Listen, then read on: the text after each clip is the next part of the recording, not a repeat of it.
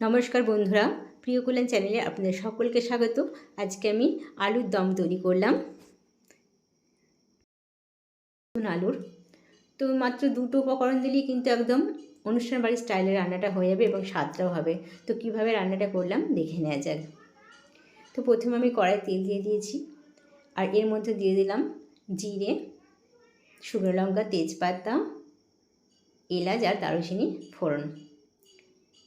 তো তেলটা হয়ে এসেছে এবং ফোড়নটাও হয়ে এসেছে। এর মধ্যে আমি আলুগুলো কেটে রেখেছিলাম তুলে দিলাম। তো আমি একটু বড় বড় সাইজে আলু নিয়েছিলাম, তো 4 ভাগ করে কেটেছি।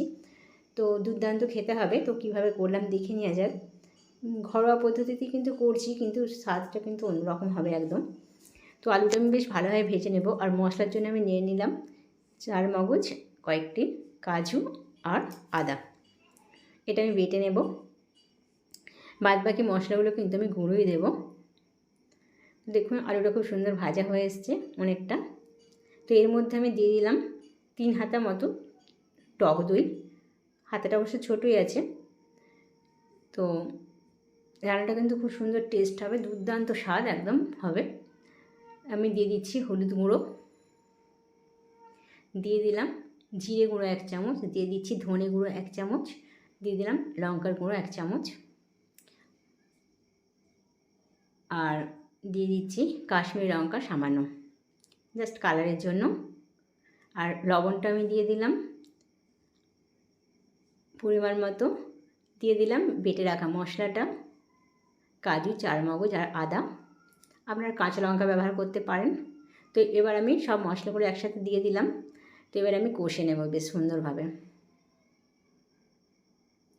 আলুগুলো একটু বেশ ভালো করে ভেজে নেবেন, যাতে করে আলুটা অনেকটা সেদ্ধ হয়ে যাবে। ভাজার সময়তেই সেদ্ধ হয়ে যাবে।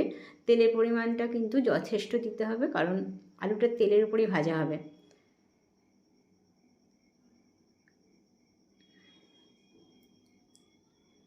তো আরও কিছুক্ষণ আমি কষে নিলাম। এবার আমি মশলা ধোয়া জলটা দিয়ে দিলাম। গ্যাসের ফ্লেমটা আমি একটু বাড়িয়ে দিলাম।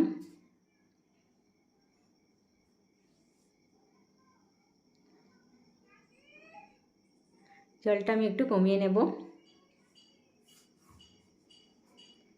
তো দেখুন একটু ফুটে এসেছে, আমি আরও একটু জল অ্যাড করছি।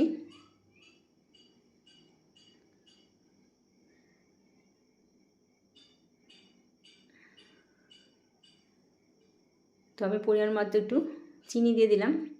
নিরামিষ তরকারিতে একটু চিনি দিতেই লাগে। তো আমি আবারও ফিরে এলাম, 3টে কাঁচা লঙ্কা দিয়ে দিলাম। অনেকেই ভালোবাসে কাঁচা লঙ্কাটা, স্বাদটা একটু বেশ ভালো লাগে, তো যার জন্য দিয়ে দিলাম। তো দেখুন আমি এবার ফিরে আসছি। তো রান্নাটা দেখুন আমার একদম হয়ে গেছে। জলটা অনেক কমে এসেছে, আলুগুলো সেদ্ধ হয়ে গেছে। তো এবার আমি পরিবেশনের জন্য দিয়ে দেবো।